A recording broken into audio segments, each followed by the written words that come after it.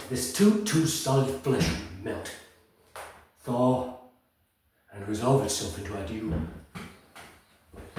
Or that the everlasting had not fixed his cannon against self-slaughter. Oh God! God! How weary, stale, flat, and unprofitable seems to me all the uses of this world. Violent. Oh, fire. 'Tis an unweeded garden that grows to seed. Things rank and gross in nature possess it merely that it should come to this. But 2 months dead, nay, not so much, not 2. So excellent a king, that was to this Hyperion to a satyr. So loving to my mother, that he might not beteem the winds of heaven visit her face too roughly. Heaven and earth must I remember, why she would hang on him, as if increase of appetite had grown by what it fed on. And yet within a month, let me not think on't, frailty. Thy name is woman, a little month. Where those shoes with which she followed my poor father's body like Niobe, all tears. Why, she, even she. Oh God, a beast that once discourse of reason would have borne it longer. Married with mine uncle, my father's brother, but no more like my father than I to Hercules. Within a month! Ere yet the salt of most unrighteous tears had left the flashing of her galled eyes, she married. Oh, most wicked speed, to post with such dexterity to incestuous sheets. It is not, nor it cannot come to good. But to break my heart, I must hold my tongue. Hello everyone, welcome to the channel. Brian Jennings here, the Millennial Dragon. This channel exists to discuss my relationship with Quentin Tarantino. Right? I'm the reason that Quentin canceled his film, The Movie Critic, last April, and he and the people around him, right, have entered into a campaign to compel me to madness because I didn't bend to his psychic whim at a screening of Jackie Brown at De Niro Con last June, pardon me. Right, Variety reported on it, right? Right, what did Robert De Niro talk about? Not getting a job? Right? What did Quentin talk about? Right? Anyone who was there, it's 500 people there, what does it mean? Right? Life-changing roles, etc., etc. Right? I chose my side. And so as this thing continues to exacerbate itself, like just get bigger and bigger and bigger, the fog in my mind resolves itself, right, into adieu. Right? And so when I think about it, why all of it, you know, as far as the daughter and everything. It's all in the novel. I've written a novelization of my experiences, and I'm going to read from it soon. But as time continues to pass, right, and our connection becomes more absolute, right, that the two of us have a case study relationship in clairvoyance and remote viewing, right, that we are bound together past the edges of eternity, beyond space and time, right? And so, right, as the days continue to pass, right, it becomes more obvious. The revelations are coming, right? I offer the one about how Quentin gets his jollies, and I'm not going to talk about that right now, but it's 100% true. It has to be. But the revelation that I had today, this morning, was that when I wrote my letters, I wrote the first letters after Tribeca to WME, right, to Mike Simpson, his agent, right? And I suspect that they all told him, like, no, this is bullshit. Like, you talk to this guy, right? It's time to look him in the eye. It's time to, right? And so he didn't want to do that, right? Because he's a child in his mind. And so he and the people around him said, oh, okay, I know what I'll do, right? Like, I'll make him look insane. I'll make him do things that make him seem insane, to Sony and to WME. And I suppose he succeeded on some level, right? As far as my whole family thinks I'm insane, right? But they've done nothing to prove me insane. It's worth pointing out. They just say words, right? They could write William Morris Endeavor. Anyone has a clear path, right, to proving me insane, right? And that's by getting Quentin to release the conversation with Jackie Brown, right? If I'm not in Quentin's life at all, right? If I have nothing to do with the movie critic, then that conversation has nothing to do with me. Therefore, he can release it, right? At De Niro Con, well, that's an important conversation, isn't it? Oh wait, he turned it into a fucked up mind game, and so I turned my back on him when he turned his back on me, because he didn't want to say something simply to me, right? He's not interested in simple honesty, right? And so, right, I wrote my letters to WME. I told him I was going to build him a porch planter, right, the rhombic triacontahedron out of steel, right? And I was working on it, and that whole day I was sweating, slaving away. My back was hurting, using a cheap Chinese plasma cutter because it's all that was available, right? And what does he say? Arts and crafts is for fags. You got to have balls to be in the movies, right? And now he sees that he's an ignorant ass, right?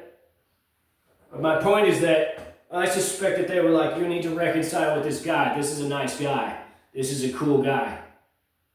And he didn't want to do that, right? Because he's a 10-year-old in his mind and thinks that he can do whatever he wants to whomever he wants. No repercussions, right? The only reason that he's not being evil to me constantly all day, every day, is because I started writing Westboro Baptist Church, right? Just so that, like, we're all caught up here, right? It's not because he grew a heart, right? It's because, right, William Morris Endeavor and everyone else involved, Fish, the Discovery Institute, they all know, right, that they'll go picket outside of their offices forever, not for a day, right? So, my point is that, right, he conjured this shallow, evil conspiracy, right, to make me seem like I'm not well, so he could say, there it is, and I've been saying that for a while now, right, but now I see a little clearer, right, the WME, and maybe even Sony as well, were like, what's your problem? What's your problem? Like, why can't you talk to this guy eye to eye? And he resents me for that. Right? And to be clear, now they've insulated such a high evil that I feel it incumbent upon me to talk about it. Right? I'm not interested in blood money. Right? I tried to sue. I did everything that I could. Was sorting trash. And he thought that it was funnier to torture me, to traumatize me. Right? And again, it's all in that video, a plea to the Pope. Right? And he would still be doing it right now if I didn't start writing Westboro Baptist. Right? I wrote everyone around him from a place of love. Everyone around me from a place of love. Because I felt bad. Because I see that he needed that. Right? And now I see it's all for a reason, you know? Because he's not actually cool, that's the point.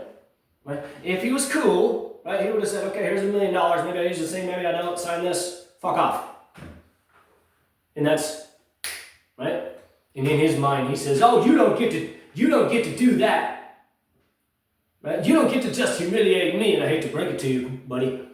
Right? That now, right? Now you actually are not cool. Right? That for a long time I thought, oh, you were just an eccentric artist. Like the feet, the arrogance, right? I thought that was your charm, right? But now I see it's misdirection because you have a palpable evil in you, right? And you're interested in meditating on evil, right? And so now I've crafted this novel, and we're barreling towards completion now. We're at the peak of the rhapsody, right? And I have some 6 weeks before I reveal myself, right? But they're burying me in it right now. I'm in the middle of Tennessee, middle America, right? Walking, hearing a myriad of voices, right? Quentin, Daniela, his fake daughter, Willow, Badass Cinema, I think that's the actual girl. Anastasio, Sue, his wife, Eliza, his daughter, Sitka Pick, his father-in-law. right? All of these people just like coagulating, right? And he'll throw in other people, right? Again, it's all to confuse me, right? Perhaps it's all Quentin, right? That it's some sick intellectual exercise. And in his mind, he's like, oh, I cast the ultimate spell. Now when this guy blows his brains out, you get it? He's sick. He's not well in his mind, right? And to involve his daughter, right? His innocent little girl, right?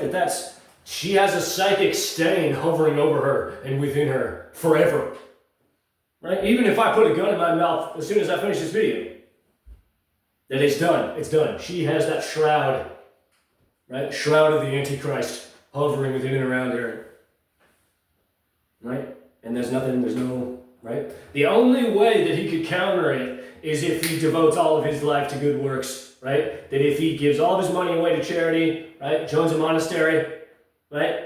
All of it. Maintain celibacy forever. No more feet, right? No more depraved bacchanalia, Hollywood orgies, right? That's the level. This is the game, right? Oh, you want to play the occult mentalism game. You want to play the psychic mind game, right? My point is that the stakes are always this high, right?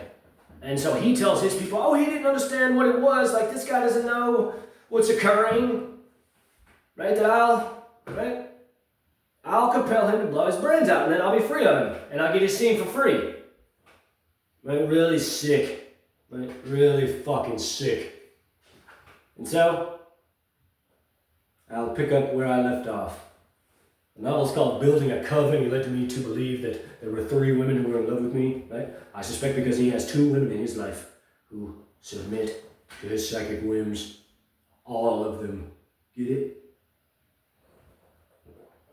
Willow asked me yesterday if I really thought someone would kill her because of her behavior, to which I replied, thinking implies uncertainty. I don't think anything, I know it. Here in Stanton, Tennessee, I have stopped for a rest on a bench plastered with corporate sponsorships along the back support half, or top, outside of Sugar's Diner. I intended to rest my feet for a time, and had the unexpected good fortune of being seated next to a light plug. And so, I have my proverbial cake and am eating it too. And I can charge my phone at the same time. Small victories. While walking along Highway 70 East, 79 North, I was struck by the serenity, pure silence, the testaments to creation's divinity, all laid threadbare before my eyes along that wild desolation. The works of man, asphalt, power lines, irrigation combines, corrupting the landscape as they see fit. Blue sky, bright sun, this brave o'erhanging firmament. Open vistas, cocooned by rows of trees, lush beds of pine needles, abandoned ramshackle properties, untended for decades. Entryways to antebellum plantations, dump trucks, cotton trucks, livestock, the crowing cock at peculiar times, dogs barking at the only pedestrian they have ever witnessed, open doorways to simple country homes with babies crying through the closed screen door. I could, and often do, get upset at mention of children. Here in Stanton, simple working class people take their lunch. Most appear to be hunting, clad in the typical green and browns of those who wish to blend in with their surroundings so as not to startle their intended game.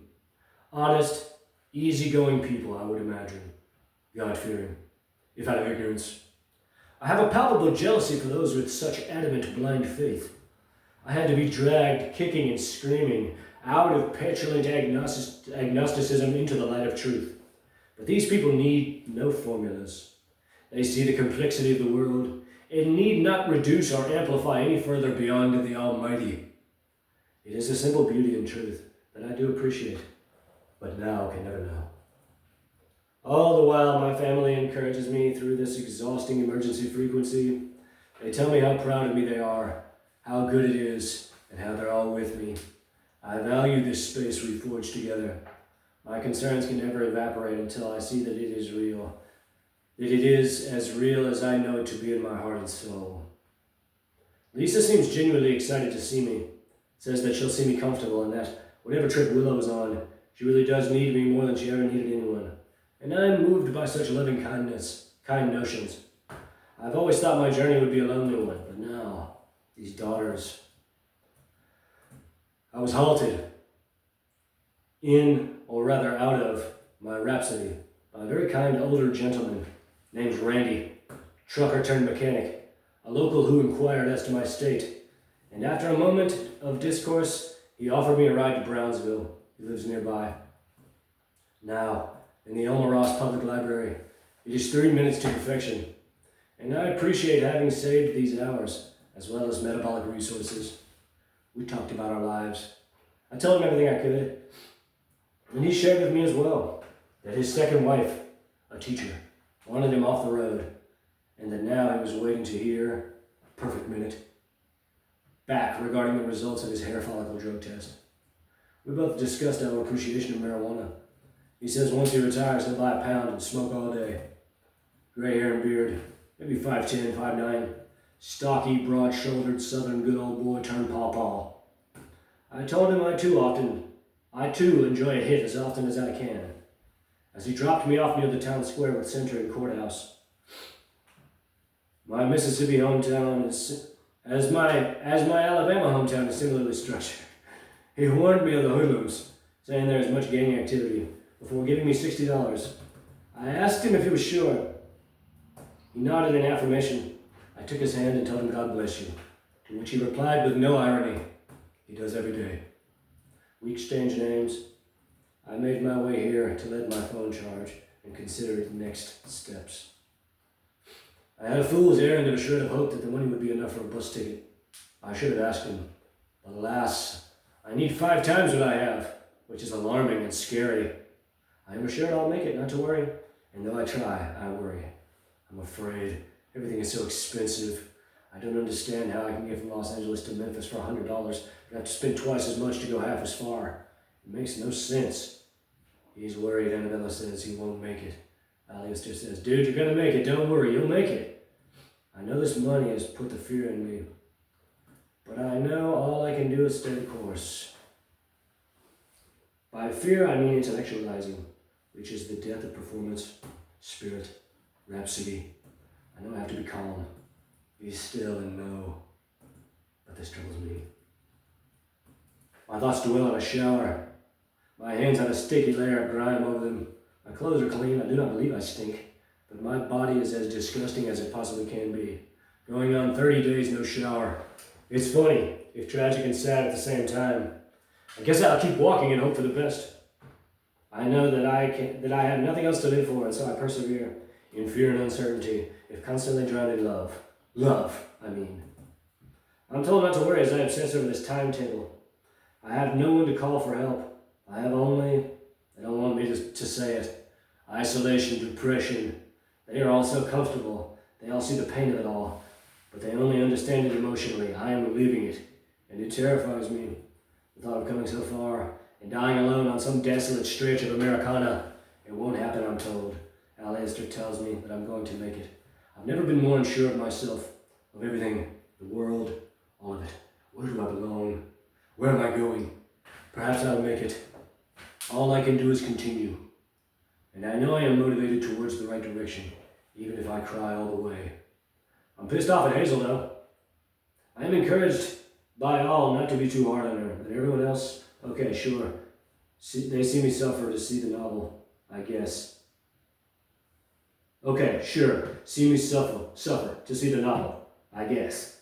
I would never behave in such a way, but I get it. Her, knowing me, being close, and alleging to care for me. To know I am suffering in this way and remain aloof is obnoxious and unloving. How can you love someone and let them suffer so? I guess I have to go to Jackson, Tennessee, being the only town with a Greyhound stop nearby. I cannot continue walking to Clarksville because I will be too far removed from any means of getting to New York, just to end up in Nashville all the same. What a fucking mess. Don't worry, I'm told. Yeah, I'm going to go to Nashville. If I go north, I'll be too far removed, too far from anything, Alistair agrees. I have to go east, then I can catch the bus from there.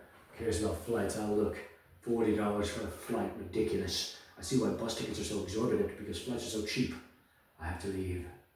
The time is out of joint. The library itself is small and unremarkable. Light brown plywood stacks with a collection of good and bad literature alike. Similarly colored tables and chairs adorn the floor.